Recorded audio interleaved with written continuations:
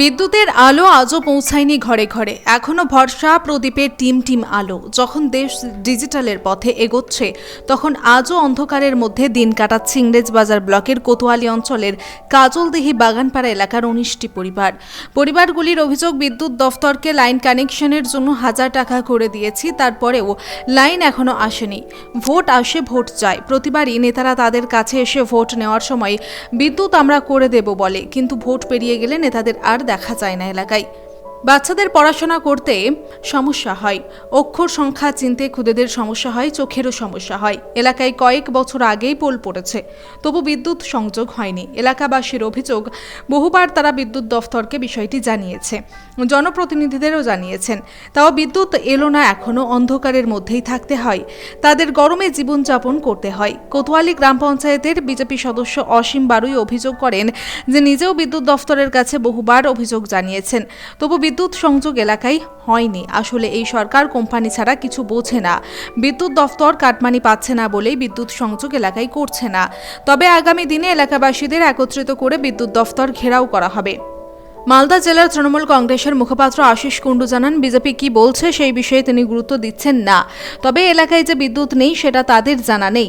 এলাকায় যাতে বিদ্যুৎ পৌঁছায়, দলগতভাবে তারা জেলা প্রশাসন, বিদ্যুৎ দফতরের কাছে বিষয়টি জানাবে। মালদা বিদ্যুৎ দফতরের ডিভিশনাল ম্যানেজার জানান, বিদ্যুৎ দিতে তারা সবসময় প্রস্তুত রয়েছেন।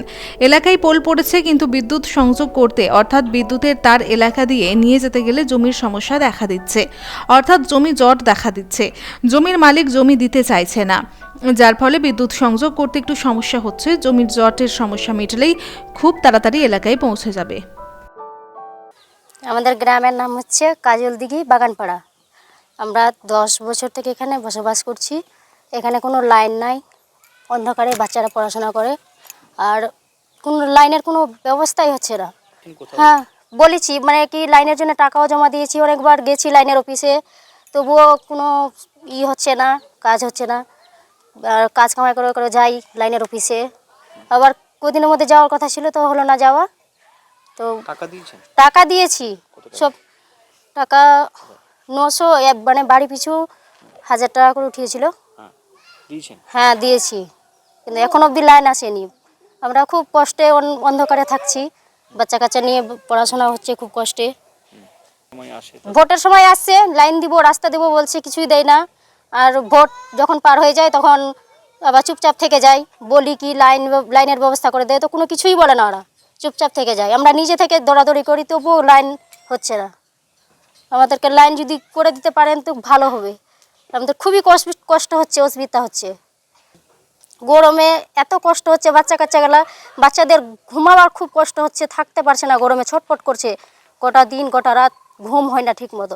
সমস্যাটা হচ্ছে, দেখুন, আমাদের এই যে দৌলতপুর মৌজার কাজলদিঘি গ্রামটা রয়েছে, এই গ্রামে বাগানপাড়া নামে যে গ্রামের, এখানে মোটামুটি গত 10 বছর থেকে ওরা বিদ্যুৎ থেকে বিচ্ছিন্ন রয়েছে। এইখানে 19টা পরিবার রয়েছে। এই পরিবারের প্রত্যেকে আমি গ্রাম পঞ্চায়েত মেম্বার হিসাবে এবছর প্রথম নিযুক্ত হয়েছি। নিযুক্ত হওয়ার পর তারা আমার কাছে এসে তাদের সমস্যাগুলো তুলে ধরেছিল।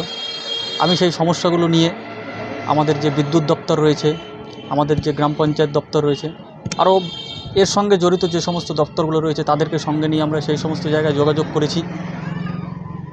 এবং এই যে লাইনটা ওখানে গেছে, ওখানে অটোমেটিক মোটামুটি ধরুন পোল পড়ে গেছে, কিন্তু আমরা যখনই বিদ্যুৎ দপ্তরে গিয়ে যোগাযোগ করছি, তারা বলছে জায়গার মালিকের সঙ্গে তাদের কোনো রকম তারা সহযোগিতা করছে না। কিন্তু যখন পোলটা পড়ে, তখন জায়গার মালিক যে ছিলেন, ওনার কোনো সমস্যা ছিল না, তো উনি তো জেনেই দিয়েছিলেন যে এই যে এখানে লাইনটা হবে। অতএব আমরা যখন এখন যাচ্ছি বিদ্যুৎ দপ্তরের সঙ্গে যোগাযোগ করতে, ওনারা বলছেন যে এখন জায়গার মালিক লাইনটা নিতে দিচ্ছেন না। তো জায়গার মালিক দিচ্ছেন কি দিচ্ছেন না, তো বিদ্যুৎ দপ্তরের লোকরা এসে এখানে যোগাযোগ করুক, যারা ওখানকার কার্যকর্তারা রয়েছে, এখানে এসে যোগাযোগ করে সমস্ত লোকের সঙ্গে আলোচনা করে দেখি আমরা কি করতে পারি। জায়গার মালিকের সঙ্গে আমরা প্রয়োজনে কথা বলবো, কিন্তু বিদ্যুৎ দপ্তরের লোকদেরকে তো এখানে আসতে হবে। আমি জানি না তারা কী জন্য আসছেন না। বর্তমানে আমাদের রাজ্যের মাননীয়া তিনি বলেছেন গোটা পশ্চিমবাংলায় কোথাও অন্ধকার থাকবে না, কিন্তু আমরা দেখতে পাচ্ছি রাজ্যের বিভিন্ন জায়গায় এখনও অন্ধকার রয়েছে। অন্ধকার তো দূরের কথা, কারেন্ট পর্যন্ত যায়নি। এখানে লাইনের পোলটা পড়ে রয়েছে, কিন্তু অথচ লাইনের কানেকশানটা হচ্ছে না। তো এই বিষয়টা খতিয়ে দেখার জন্য আমরা বিদ্যুৎ দপ্তরের কাছে যোগাযোগ করেছি। তাই আমার বিদ্যুৎ দপ্তরের কাছে বিশেষ অনুরোধ যে তারা এসে একবার দেখুক, আমরা প্রয়োজনে জমির মালিকের সঙ্গে কথা বলবো। আপনাদের মুখেই প্রথম শুনলাম আপনারা জায়গাটা যেহেতু লোকেট করেছেন, যে একটা পার্টিকুলার জায়গায় বিদ্যুৎ কোনো কারণে কি ব্যাপার সেটা আপনারা লোকেট করেছেন। এই ধরনের অভিযোগ আমাদের কাছে আসেনি। আমরা যদি অভিযোগটা পেতাম নিশ্চয়ই আমরা দলগতভাবে টেক আপ করতাম। আরেকটা জিনিস আপনাদেরকে বলতে চাই, এই বিজেপি কি বলছে তার উত্তর দেওয়ার প্রয়োজন আছে বলে এই বাংলার রাজনৈতিক মানচিত্রের প্রয়োজন নেই। কারণ বিজেপির মুখে আমরা শুনেছিলাম ইসবার 200 পার, আর নরেন্দ্র মোদীজি বলেছিলেন ইসবার 400 পার। তো দুবারই বিধানসভা লোকসভা দুটো ভোটেই বাংলার মানুষ এটা প্রমাণ করেছে, বাংলা বিরোধীদেরকে বিসর্জন দিয়ে বাংলার মানুষ বাংলার মেয়েকেই চায়।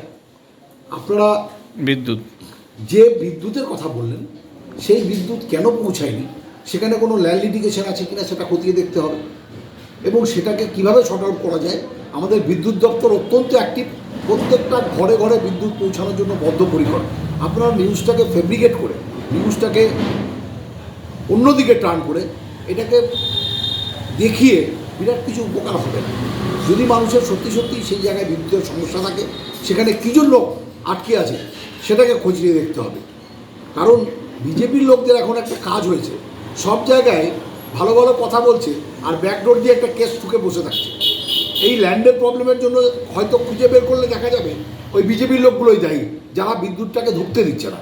আগে এই ধরনের অবান্তর কথাবার্তা শুনে লাভ নেই। Department will answer regarding the deposit monies and others. তো সেখানে কী কারণে হয়নি বা কী জন্য ল্যান্ড ইস্যুস হয়ে আছে সেটা কনসার্ন ডিপার্টমেন্টই উত্তর দিতে পারবে। ব্যুরো রিপোর্ট, সুন্দর বাংলা নিউজ।